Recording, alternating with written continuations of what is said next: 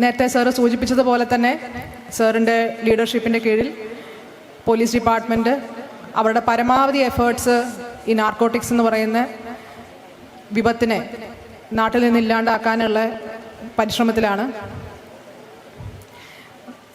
നേരത്തെ സാറ് സൂചിപ്പിച്ചതുപോലെ തന്നെ പോലീസ് ഡിപ്പാർട്ട്മെൻറ്റിനെ സംബന്ധിച്ചിടത്തോളം പല വർക്കുകളാണ് നമ്മൾ അറ്റ് എ ടൈം ചെയ്യുന്നത്. അപ്പം നമ്മൾ ഏതിനെ പ്രയോറിറ്റൈസ് ചെയ്യുന്നു എന്നുള്ളത് ആ സമയത്ത് ഡിപ്പാർട്ട്മെൻറ്റ് ഏതിനെയാണോ കൂടുതൽ പ്രയോറിറ്റി കൊടുക്കുന്നത് അതിനനുസരിച്ചിട്ടാണ് നമ്മളുടെ വർക്കും നമ്മളുടെ എനർജീസും അതിനനുസരിച്ചിട്ടാണ് നമ്മൾ ചെലവഴിക്കുക. അതുകൊണ്ട് തന്നെ പല സമയങ്ങളിലും ഈ നാർക്കോട്ടിക്സ് എന്ന് പറയുന്ന ഈ വിപത്തിനെ നമുക്ക് ചില സമയങ്ങളിൽ നമ്മൾ അതിന് ഫോക്കസ് കൊടുക്കെങ്കിലും എല്ലാ സമയങ്ങളിലും നമുക്കതിന് ഫോക്കസ് കൊടുക്കാൻ പറ്റാത്തൊരവസ്ഥയായിരുന്നു. പക്ഷെ എന്നാൽ ഇപ്പോൾ ഈ ഓപ്പറേഷൻ തൂഫാൻ്റെ കീഴിൽ സസ്റ്റെയിൻഡ് ആയിട്ട് എന്ന് വെച്ചാൽ ഇപ്പം ഒരു ഓൾമോസ്റ്റ് ഇത്രയും 40 days ആയിട്ട് നമുക്ക് ഇതിൻ്റെ പുറകെ തന്നെ നിൽക്കാനായിട്ട് നമുക്ക് പറ്റുന്നുണ്ട്. അതിൻ്റെ ഒരു എഫക്റ്റ് നമുക്ക് ഇവിടെ കാണാനും കഴിയുന്നുണ്ടെന്നാണ് എനിക്ക് തോന്നുന്നത്. നമ്മൾ പിടിക്കുന്ന കേസുകളിൽ നിന്ന് നമുക്ക് ഒരു സോഴ്സിൽ നിന്ന് കിട്ടുന്ന കേസിൽ നിന്ന് നമുക്ക് അടുത്ത കേസിന് ഇൻഫർമേഷൻ കിട്ടുന്നു, അങ്ങനെ അടുത്ത കേസിലോട്ട് പോകാൻ കഴിയുന്നു.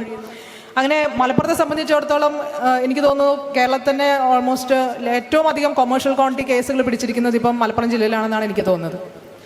അത് ചെയ്യാൻ പറ്റുന്നത് ഇങ്ങനെ ഒരു സസ്റ്റെയിൻഡ് ആയിട്ട് നമുക്ക് എഫേർട്ട് ഇടാൻ പറ്റുന്നതുകൊണ്ടാണ്.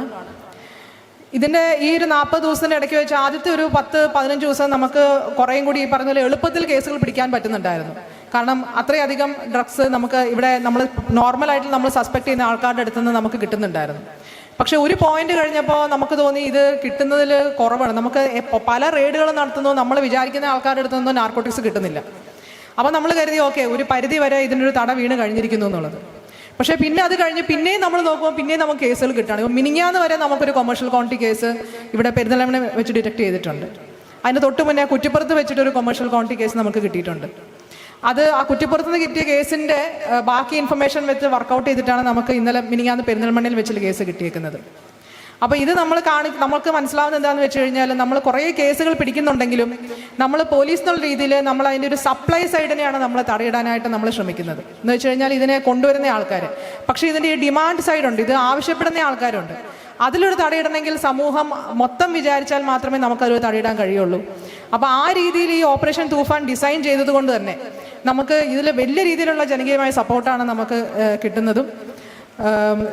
ഈ രീതിയിലുള്ള നമ്മുടെ ഈ ഒരു ഓപ്പറേഷൻ തൂഫാൻ നമുക്ക് ഇതേ ഒരു എനർജിയോട് കൂടെ തന്നെ സാറിൻ്റെ ലീഡർഷിപ്പിൻ്റെ കീഴിൽ നമുക്ക് മുന്നോട്ട് കൊണ്ടുപോകാൻ പറ്റട്ടെ എന്ന് ഞാൻ ആശംസിച്ചുകൊണ്ട് എൻ്റെ വാക്കുകൾ നിർത്തുന്നു. Thank you.